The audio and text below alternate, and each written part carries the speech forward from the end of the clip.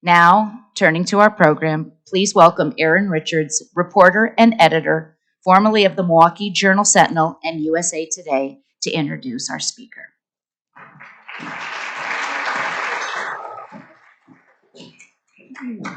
Good morning, everyone. It's my pleasure today to introduce my friend and former coworker, Meg Kissinger. Her memoir is captivating, and I'm so excited that she's here to talk about it. It's been out for about 3 months, and this is While You Were Out, an intimate portrait of mental illness in an era of silence. And it's told through the lens of her own family and experiences, and it's sparking new conversations nationwide about the importance of recognizing and caring for mental illness in America. Even so far, Meg's Facebook feed has been filled up with lots of positive reviews from around the country. I love what the New York Times said about her piece. The raw intimacy of Meg's prose exemplifies the empathy our society so desperately needs on this topic. Meg spent most of her career reporting on mental health issues for the Milwaukee Journal and then the Journal Sentinel from 1983 to 2018. Her investigations led to major reforms in the Milwaukee County mental health care system and improvements in housing conditions for those with severe mental disorders. Meg is a Pulitzer Prize finalist, and she's won dozens of other national awards, including for a project that exposed the dangers of BPA chemicals years ago, one of the first big series on that. In recent years, Meg has taught investigative reporting at Columbia University, and she's also returned to her alma mater, DePaul University, as a visiting fellow. Meg grew up in a family of 8 kids in Wilmette, Illinois, and she's done something that's often quite difficult for most journalists. She's turned the camera and the lens in her reporting on herself. And also her family members. She's even filed open records requests for the medical and police records of her siblings who died by suicide to ensure that she accurately portrayed the details, which at the time were treated as shameful family secrets. Meg has long embodied the journalist's credo: afflict the comfortable and comfort the afflicted. When I came to the Journal Sentinel in 2006, Meg became one of my first mentors. She even helped me bargain for a better deal on my first apartment in Bayview by coming along and pretending to be my mom. I watched her and I learned from her over the years as report after report that Meg did elevated the humanity of those who are often sidelined by society and also turned the spotlight on people who are in the shadows, such as their caretakers, who often are struggling and at a loss for community and support. Many of this memoir's takeaways are actually in line with recommendations from Rotary International's current president, Gordon McNally. Gordon has made mental health and mental health awareness a key pillar in his kind of priorities for this year. He's recommended that Rotarians work harder to, in their own lives and communities, to erase the stigma associated with discussions of emotional well-being, to speak more openly about everyone's mental health needs, and to also help improve local access to mental health care services. I would be delighted to hear Meg expand more on those when she comes to talk about her book. And please welcome her.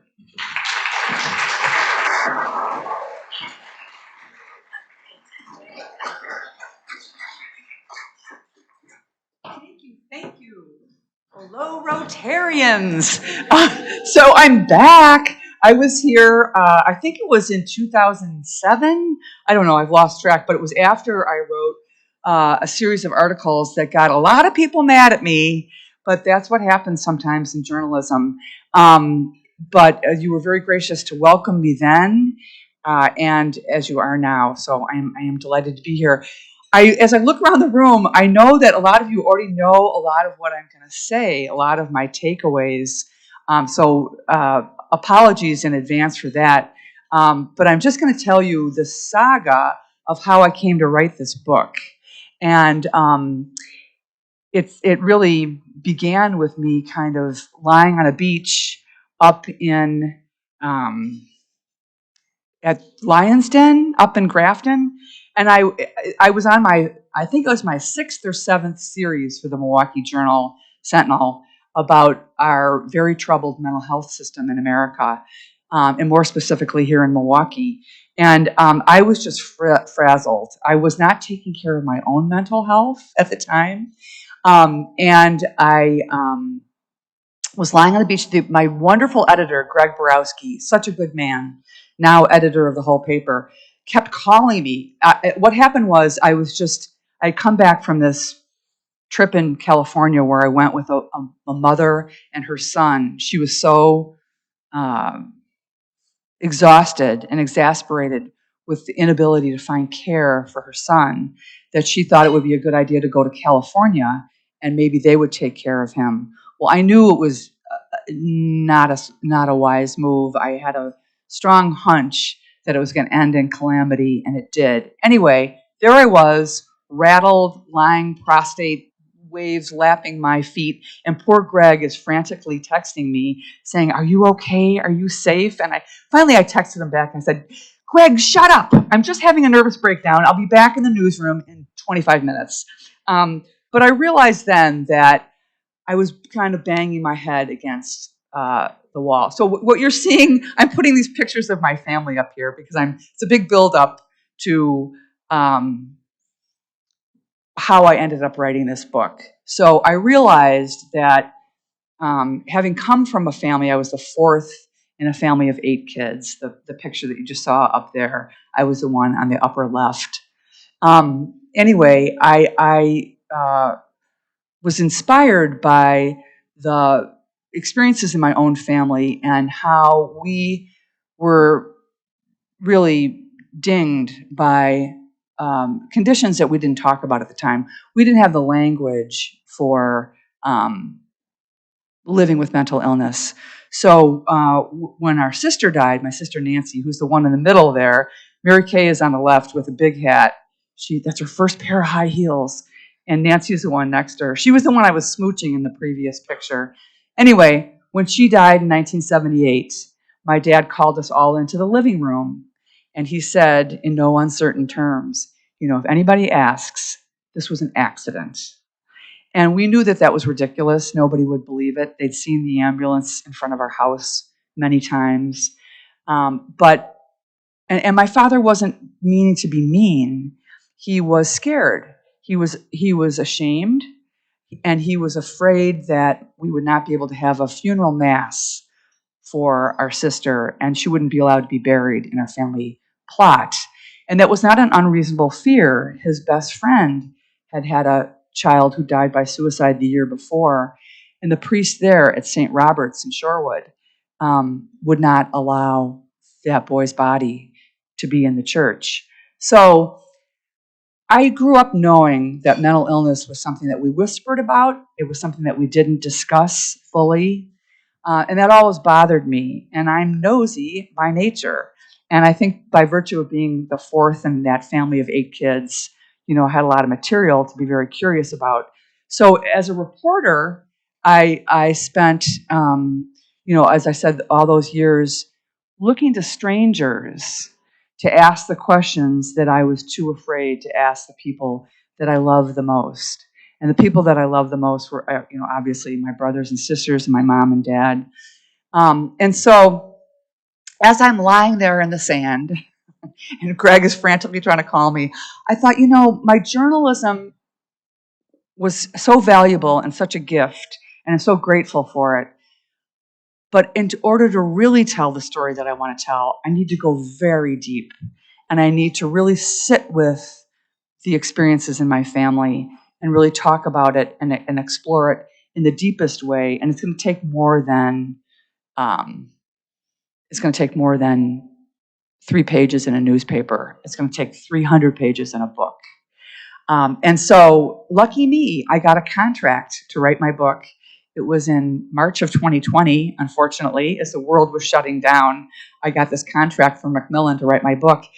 But before I signed on the dotted line, I went to each of my brothers and sisters, and I said, how about it? What about, as Erin said, I'm turning the notebook now on myself. And I want to bear witness. I want to tell what it's really like, to live in a family with profound mental illness and the suicide deaths. That guy on the left with a football making a goofy face, that was my brother Danny, and he too died by suicide in 1997. And when many people think about those suffering from mental illness, they think of people who are scary, who are mean, who are other. It's not me. It's not somebody in my family. But in my case, it was somebody in my family. And as I would come to learn, it was maybe also me. So, so anyway, I called each of my brothers and sisters and said, what do you think? We have this chance to write this book, but I'm going to tell it the way it was, and I'm going to go to the police records of Nancy and Danny's suicide. I'm going to get the legal files for Danny. My brother Danny got into a peck of legal trouble, which was very humiliating. I'm going to get Mom's diaries and my dad's AA, the notes from his AA meetings. And I'm going to really tell what it was truly like to grow up in this family.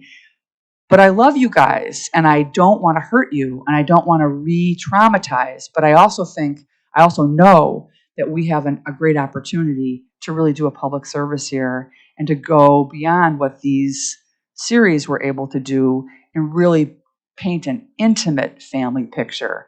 Anyway, to their great credit, they agreed, and I'm so grateful to them. And I said, this is what I'm going to do. I'm going to put everything that I get, and I was scared. I didn't know what I was going to find. I'm going to compile it all in a Google Doc, and you can access it if you want. You don't have to. But before I send it in to the editor, I want you to tell me if there's anything in there that you can't live with. Because again, I'm plowing over some very intimate stuff and stuff that was very embarrassing, a lot of stuff that was delightful too. I don't want to scare you from this book because there was a lot of shenanigans and a lot of love, and but nonetheless, I want to truly bear witness. So I said, please read this, and if there's anything you can't live with, let's talk about it. So they all read it.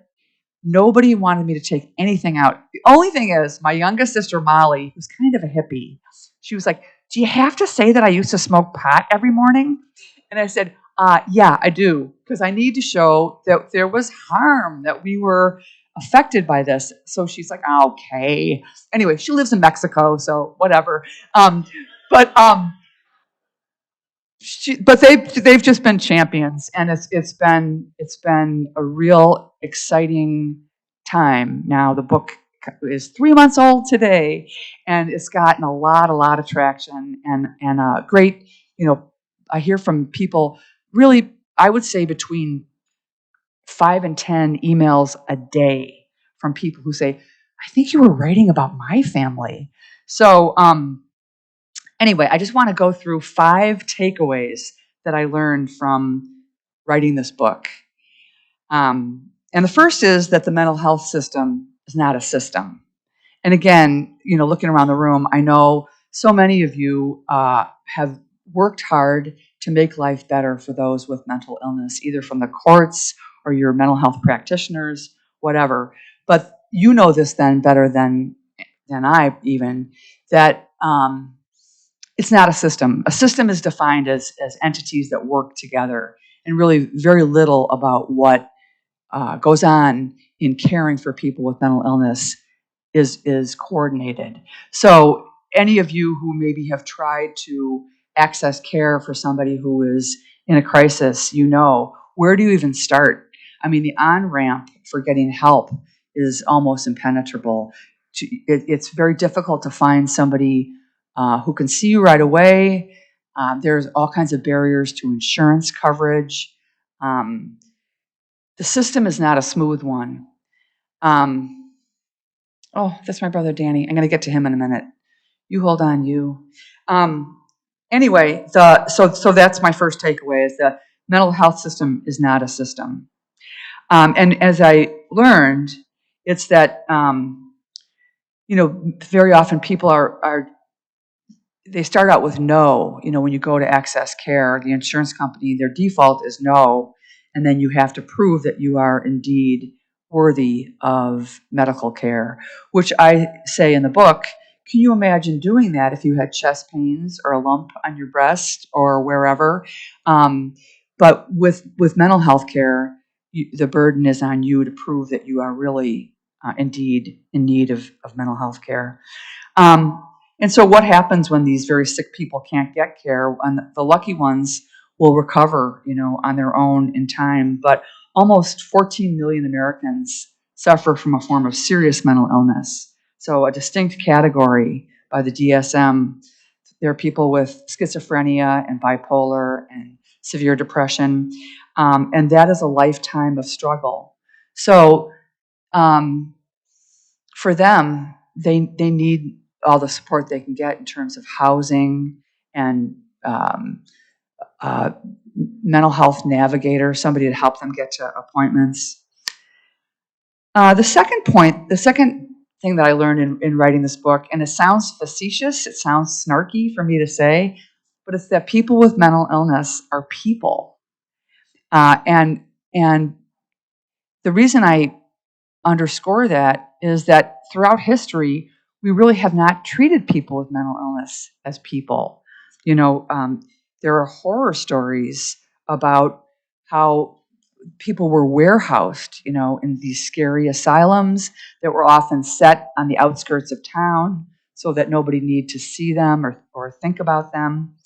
And they were kept behind locked doors, sometimes for their safety. So, Erin, I don't know if we need to loop that again. I think we're okay on that. But you know the horror stories about how people were, kept in straitjackets and lobotomies, and the horrifying history of the way that a lot of very serious people with very serious mental illness were treated over the years. I learned this when I was researching this book, that a lot of those exposés that led to the deinstitutionalization came about by conscientious objectors during World War II. This is a fascinating little history lesson. So men who were accepted as conscientious objectors were assigned to asylums during the war as orderlies. And they were so horrified at the conditions that they saw in those asylums that they took pictures secretly and leaked them to the members of the press. And that led to these exposés, like one called "The Shame of the States" by a guy by the name of Albert Deutsch. And these exposés came out in the late 1940s, right after World War II. And some of these images were so reminiscent of concentration camps. And the American public was horrified with what they saw. So that really led to a lot of public outrage and demand for mental health reform, and which ultimately culminated in the 1963 the Mental Health Act, which was the last piece of legislation that John Kennedy signed. He signed it on October 31st of 1963, and we all know what happened 3 weeks later. So with his death, so died a lot of enthusiasm for reform. And what happened was under that law, it divided the country into catchment areas, much like congressional districts. And each district was meant to have a variety of services available, from hospital care for the people with the most severe forms of mental illness, all the way down to just wellness centers, walk-in clinics. Well, anyway, the promise was reneged. Half of those were never built. And we see the results of the flawed policy of deinstitutionalization, on our streets every day. So where are those people who used to be cared for? Very often they're on the streets, or they're in jails. Jeff, you see them all the time. John, you saw them too. They're in jails and prisons, and they're not being cared for. I'm not advocating for a return to the locked asylums, but I am saying that the pendulum swang way too far, and there are not enough hospital beds. There's not enough treatment for people with severe mental illness. The third thing that I learned is that we need to listen to people with mental illness. And in order to do that, we need to have the language in the ways that our family didn't have that language. So we need to know, what does it mean to be mentally ill? So when I said at the beginning that one of the things I learned was that the mental illness in my family also included me, well, I guess I would say that I have a great life. I'm doing great. I have the happy, happy family life, and very grateful for all that I have. But certainly, nobody gets through this life without times of struggle. But there are varying degrees. My moments of struggle are not like my sister Nancy's, who was so very sick, and my brother Danny, who ultimately, both of them ended up taking their own lives. Their struggles were serious, severe mental illness, and they weren't able to access care in the way that I can now. But I think what we need to do then is to learn the language. What does it mean to have mental illness? What do those look like? How do people who are living with those illnesses, what do they need from us? How can we have conversations with people who are struggling? How can we kind of muster up the courage to talk to them, to let them express themselves? When I look back on, how I interacted with my sister Nancy, I was a kid, and I was a confused, scared kid, but I never asked her, "What's the matter with you? Are you hurting? What can I do to help you?" I just stayed the hell away because she was a menace. And of course, the old lady in me now wishes that I had the opportunity to hold her hand and have those conversations.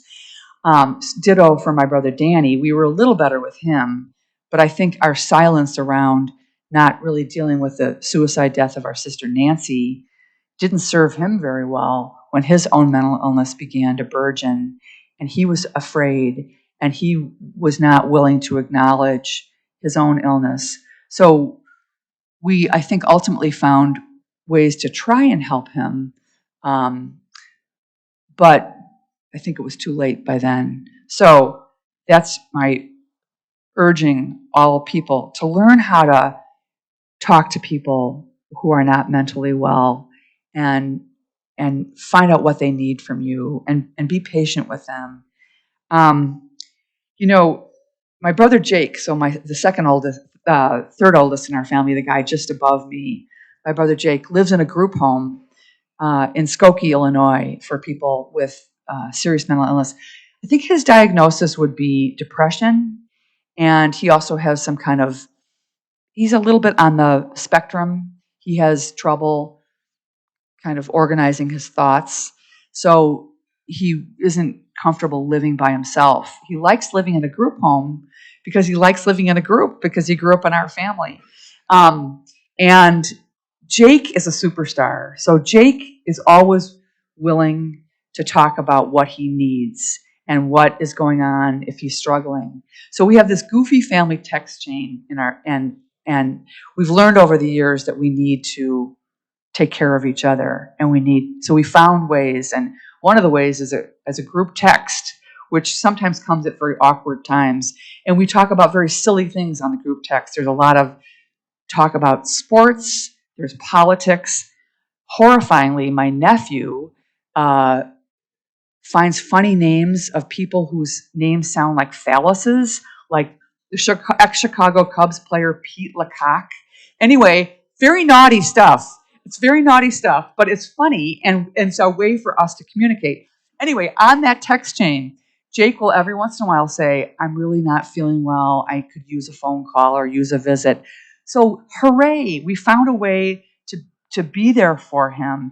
And then he in turn, he models that behavior for us, so we do the same. So we're looking out for one another now in ways that we didn't before.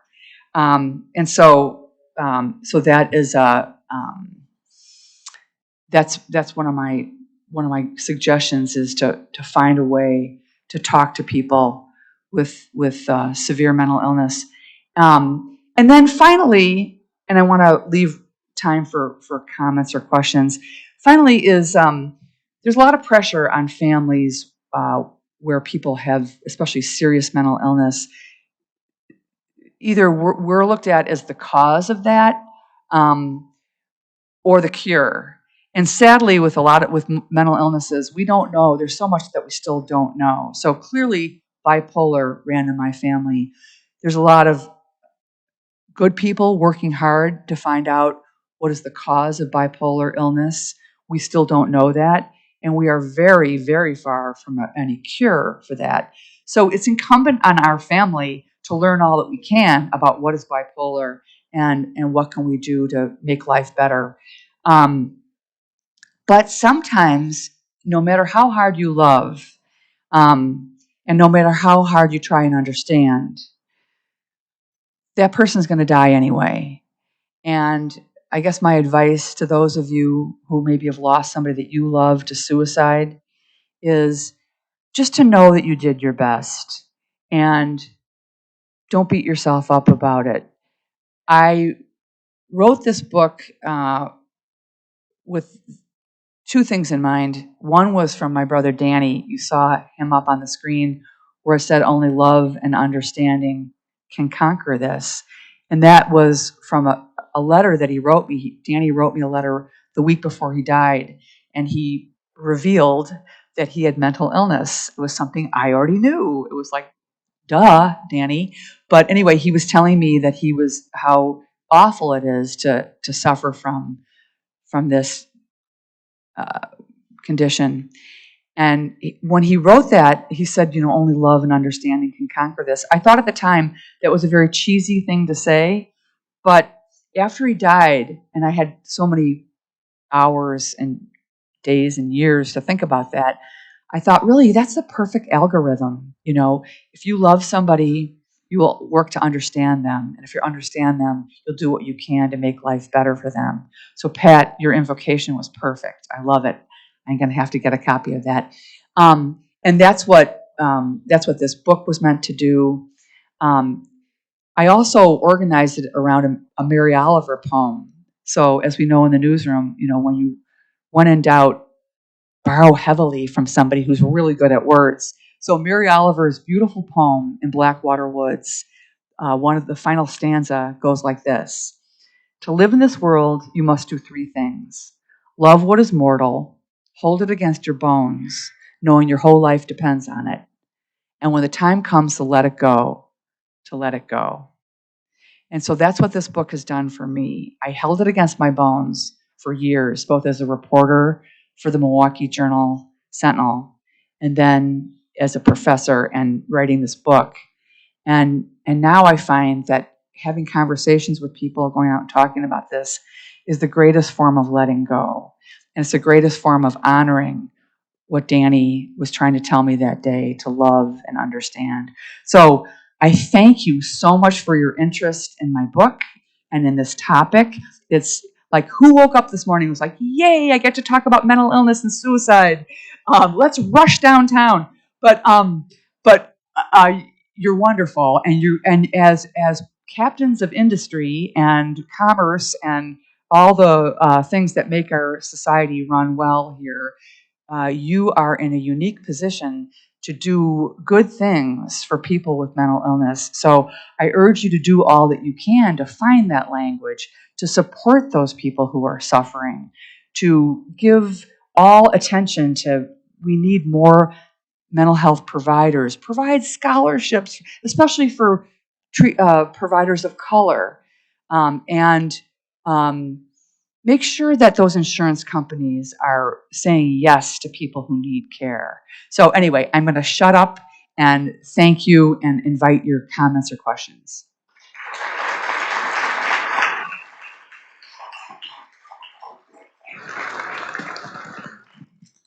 If you have a question for Meg, you can use the microphone here to do so. And as a reminder, please keep your questions topical and concise. Topical and concise. You were talking to me, weren't you? Okay. First of all, Meg, Yes. thank you. Thank you. Because I'm sure writing this book took a great deal of courage. How long did it take you to write? Yeah. And did you find yourself, as you were digging through your history and people you love, that you needed to step back and go lay on that beach and just get away from it all? Yeah. Thank you for that. So the short answer is it took me 25 years I had the idea, but then when I got the contract, it was 3 years of intense writing of the book. So my great husband would like sneak little turkey sandwiches to me and then run out of the room. When I got the police records, that was kind of a doozy. I needed to lie on the hammock with a glass of sangria. And then I also came across some letters that my brother had written to the judge in his in a horrible trial that he was involved in back in the 80s. And that was a doozy. That really threw me for a loop. So so it took it out of me, but I kept getting filled up by the notion that we are bearing witness, and this is an act of it was helpful to me. But I don't know about you as a reader. I don't really want to be in on somebody's own private therapy session, but if there was transformation, and I think readers and people are interested in transformation. So I was grateful for the opportunity. Thank you. Good morning. Good morning. You started writing during COVID, and I'm Yeah. curious, with all the reports of everything that happened during COVID for mental health and how bad that was, did that impact at all how you were writing and what you Yeah. saw at that time? Yes. So, great question. I got the word that I had a contract with Macmillan Publishing for this book on March 13th of 2020 when I was, and I was in New York City. I was teaching at Columbia University, and I was coming out of the wine store, and I was on, I don't know why, I was on my way home. So why did I have a bottle of wine? I don't know. But anyway, my agent called me and said, we've got a deal. I almost dropped the bottle of wine. But I remember thinking at the time, as everything was shutting down, this is actually a horrible thing. It's a terrible, terrible thing. But I also had this idea that people are going to be a lot more cued in to what it's like to live with mental illness now, because how lonely were we and how disappointed were we over the last 3 years for all the weddings that couldn't happen, the funerals that couldn't happen, all the baptisms or family get-togethers, reunions. Anyway, we were lonely and we were scared. And that's what mental illness feels like a lot, is loneliness and fear. And so I had a feeling that the message in my book was going to resonate. Not that I wished for it, not that I'm glad about it, but I do think we are seeing more empathy. So COVID, one of the lessons of COVID is how to understand loneliness and fear. Meg, thank you. When there's someone in your life that is suffering from mental illness, what's the first call? Where do we go? Yeah. What do we do with that? Yeah, this is a question that I got all the time in the newsroom. And can you imagine that? Can you imagine that that's how desperate we are, and that's how dense or labyrinth, is that a right word? Anyway, labyrinthine, whatever. Mary Oliver, where are you? Impenetrable our system is, that they're calling a newspaper reporter to find out how to get help for somebody that they love. So the first phone call, if somebody is really struggling, I think is your primary care doctor. And they don't, so most primary care doctors, 75% of all psychiatric meds are prescribed by primary care doctors. There are not enough psychiatrists and psychologists. So that's, but that would be the first phone call, would be to your primary care doctor. And then just be a Rambo, just insist that you get in front of a psychiatrist or a psychologist. It's not easy though.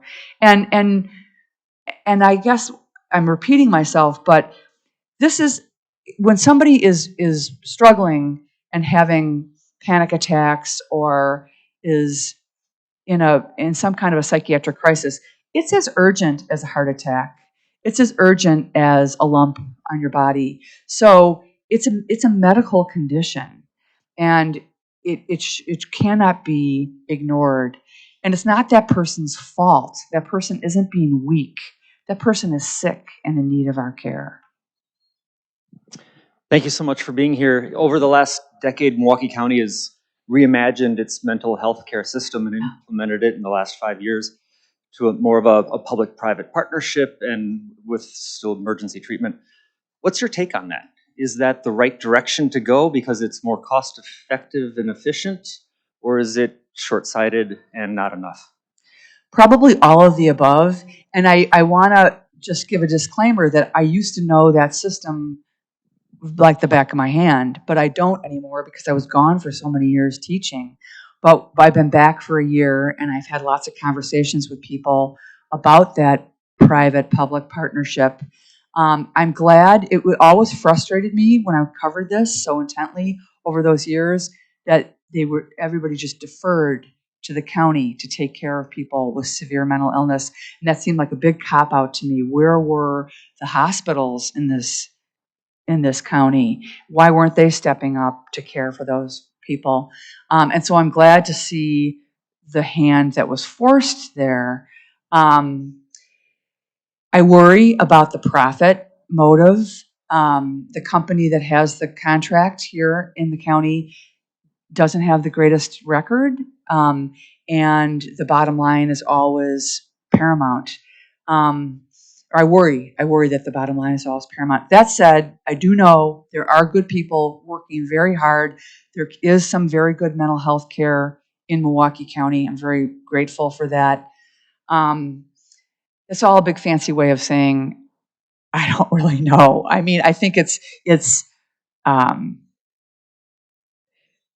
something that needs to be paid close attention to, and this is true of all anything that's important in our lives. We need to be vigilant about it. I used to cover those county board mental health board meetings, and they were so sparsely attended.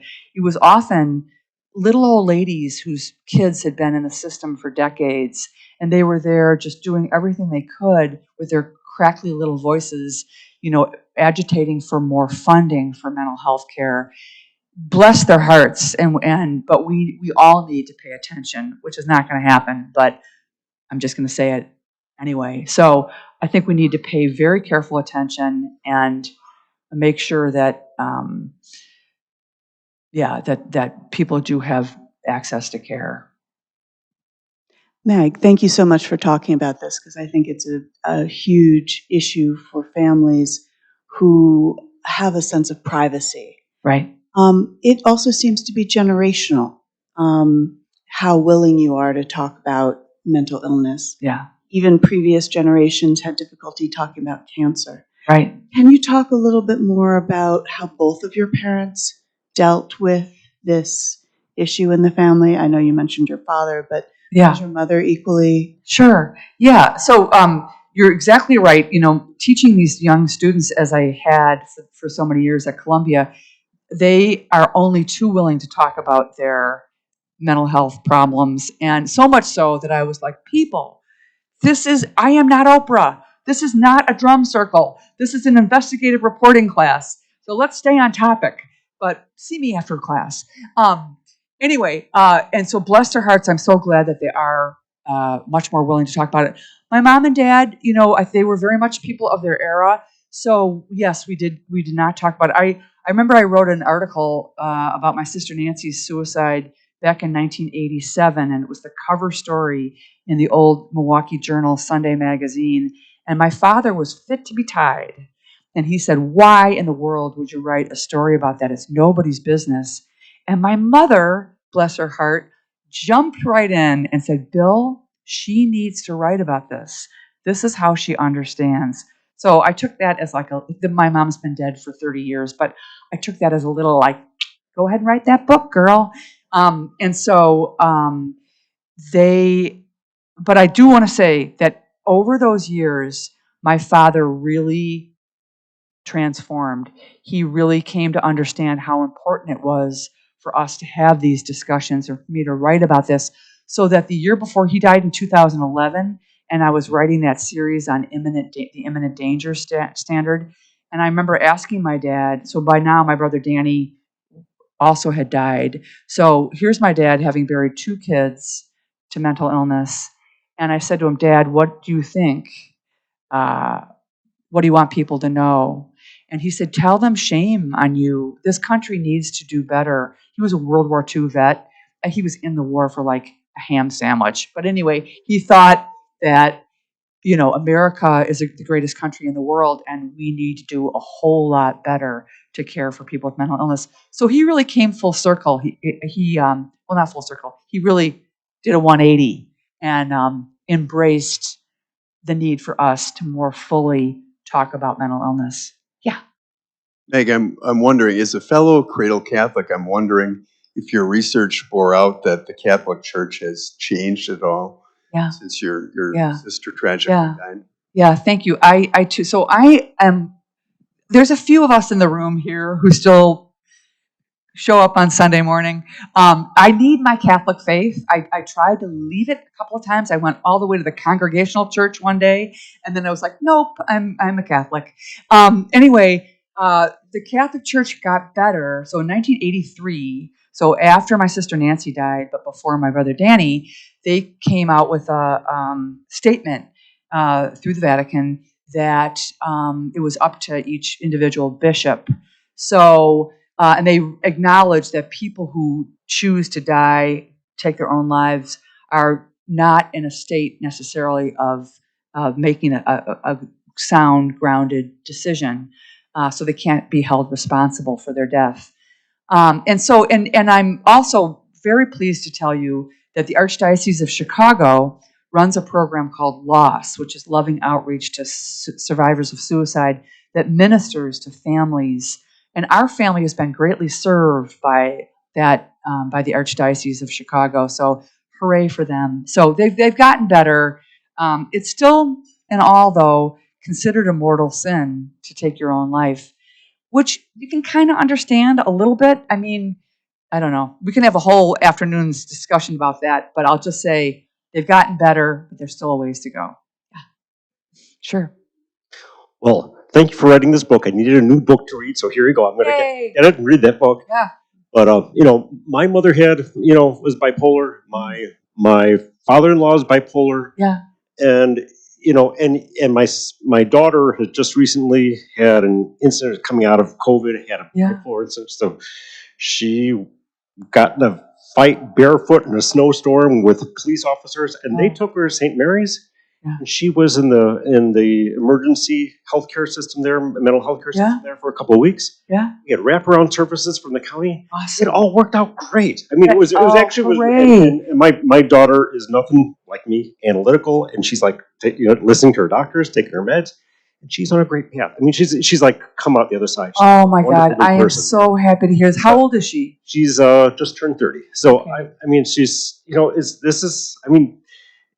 Okay, people. My wife's a social worker, and she's on top of things too. But we had good experience, and I'm not saying that everybody does, but you know, you have made my day, sir. We had a good experience on that, and she's doing wonderfully. Hooray! Can we all?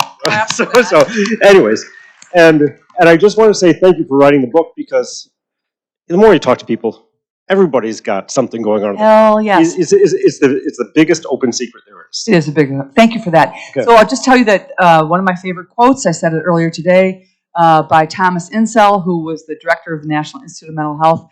There's two kinds of families, those with mental illness and those who will have mental illness. So anyway, thank you, sir. It's like there's two types of motorcyclists, those who have fallen and those who have yet to fall. So.